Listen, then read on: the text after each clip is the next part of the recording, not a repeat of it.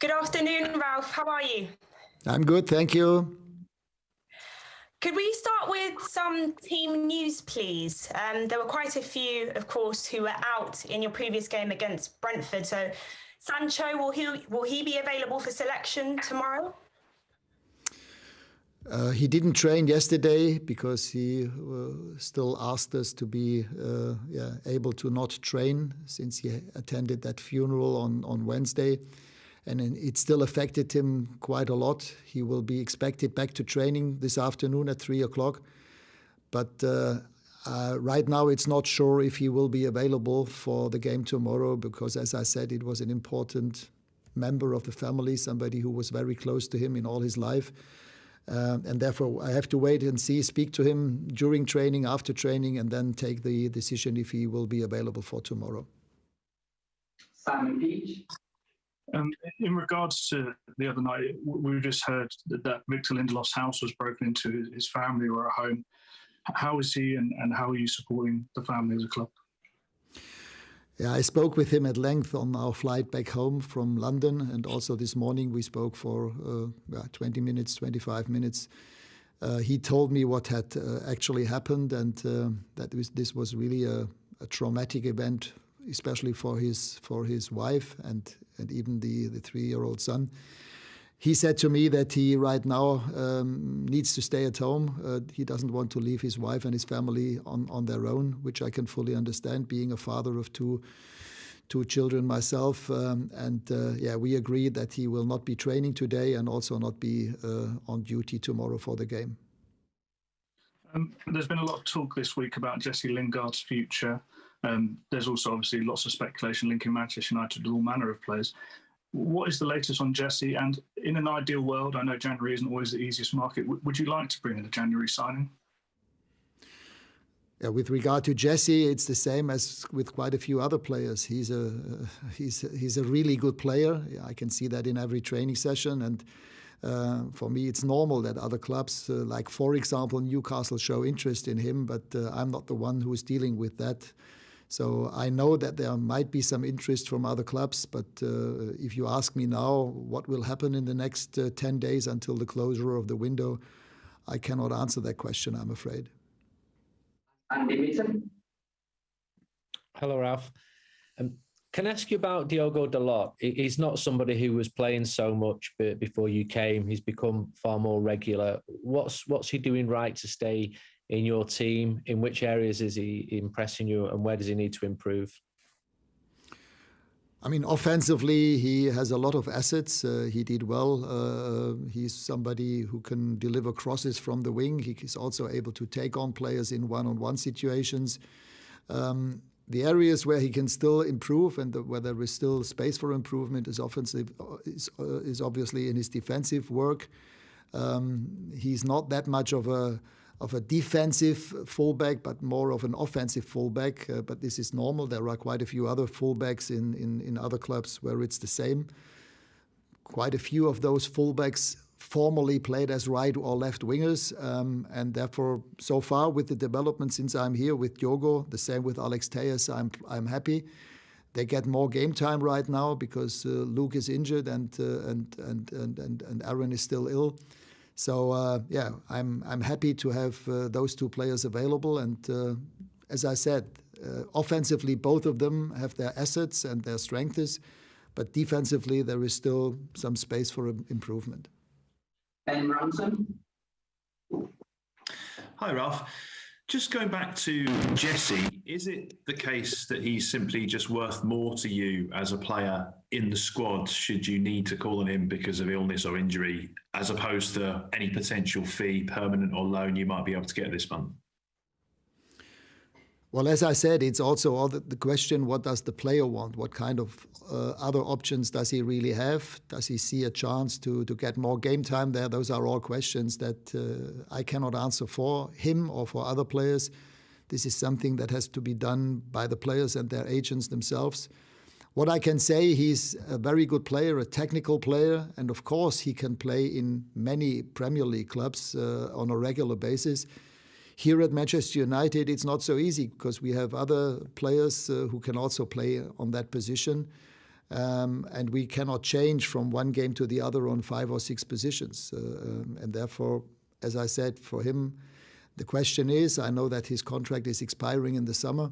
The question is, what does he want to do? Does he want to get more game time from now on? Then I think it's quite legitimate to speak and think about other options.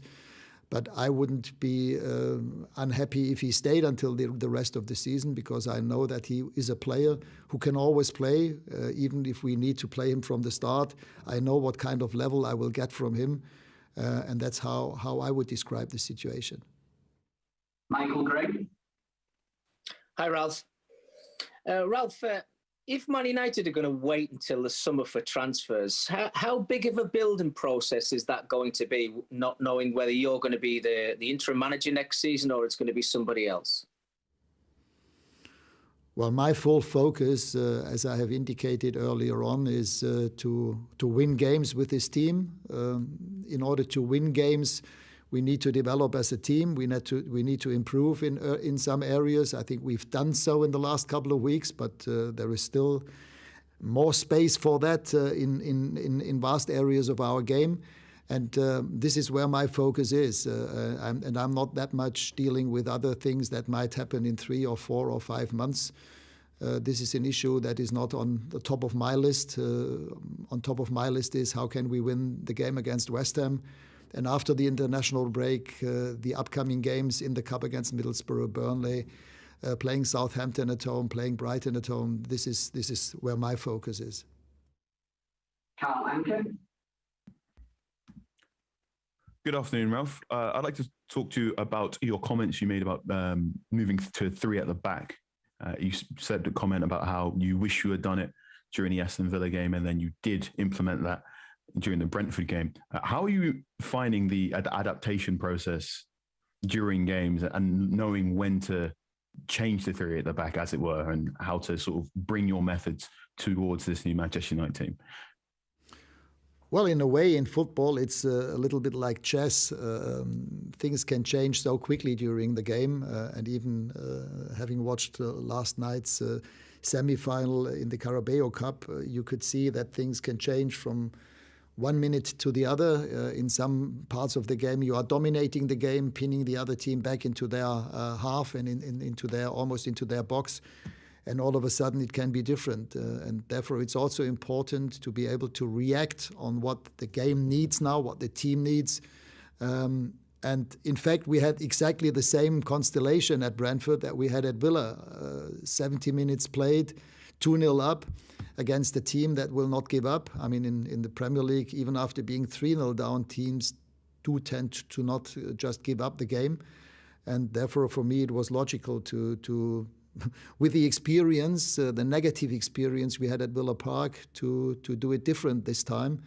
And therefore, for me, it was very clear that we bring on Harry and then defend this 2-0 result. And in the end, we even scored the 3rd one on a counter-attack. And from then on, it was clear that we are going to win the game. This method of experience and constellation, are we to understand that if this constellation appeared again, you'd go for the same method of 3 at the back? Yes. I think all teams in football should be able to play different formations. And with our centre-back constellation, we should always be able to play with a back 3. Even under Ole, the team played at times in the Champions League against Atalanta or in the Premier League away at Tottenham with a back 3. And why shouldn't we be able to play with a back 3 with the kind of quality centre backs that we have, and the same with our fullbacks? We spoke earlier on about Diogo and about Alex Telles. They are both offensively strong, so they would be even more valuable as wing backs. So for me, it could also happen during the game, but I would also not exclude that at times in the season we will also be able to play with a back 3. But in order to do that, we also need some training time, and this could, for example, happen in the week after the international break, that we can train like that. But obviously, it's also depending on the players that are being available. We've got last question for Simon Stone. Hi, Ralf. Obviously, the defensive substitution meant that Ronaldo went off, and he reacted the way that he did. I don't know if you've managed to speak to him again since then. And I wonder how you deal with the situation, because he is such a big name. Attracts such attention, and any kind of displeasure gets reported on and magnified. How do you deal with that? Well, I think we shouldn't make too much of a fuss out of it. And I can only speak for myself and my coaching staff. I explained that to him even during the game when we had that little conversation after we had scored the third goal.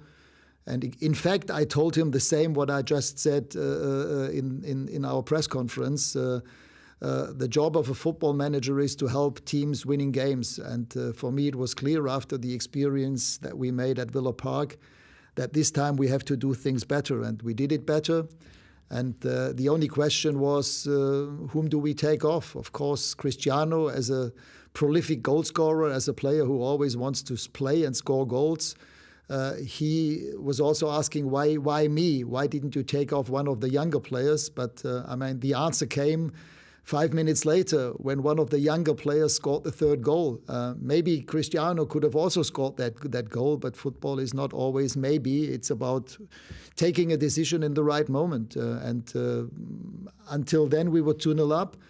Cristiano gave the assist to the second goal when he chested the ball to Bruno. This was tactically, by the way, one of the best situations we had in game, that our central striker came towards the ball, and at the same time Bruno, as one of our eights, sprinting vertical. This was the reason why in the end we were able to create an easy tap-in goal for Mason. But again, he hasn't been substituted, I believe, for the first time in his career. I think there have been a few other substitutions, as far as I know, even under Sir Alec. And that a player like Cristiano doesn't like to be substituted, for me, is pretty normal. So his reaction was emotional. But for me, this is not a problem at all. I've been managing other players, maybe not with quite the big name as Cristiano, but I also had players like Krasimir Balakov, like Jan-Klaas Huntelaar, or like Raúl at Schalke, or Ebbe Sand. So I know how offensive players behave and react to this sort of substitution. But again, it's about our team. It's about getting points. We are in a position where every single game is of great importance, and where we need to make sure that we get the maximum amount of points out of it. And this is the most important part. The team is more important than, in that case, no matter who it is, if it's Cristiano or Edison or Bruno or any other player. Bruno has also been substituted and was not happy with that in the last couple of weeks. It's about what is best, what is in the best interest of the team and the club.